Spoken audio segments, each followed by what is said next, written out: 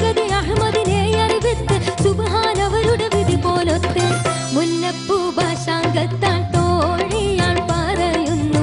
മെല്ലെ മുഹമ്മദും ശ്രദ്ധിച്ചു കേൾക്കുന്നു മന്ത്രിക്കും മട്ടിലൊരു മറുപടി പറയുന്നു പുഞ്ചിരി തൂകുന്നേ നാണം കുണുങ്ങുന്നേ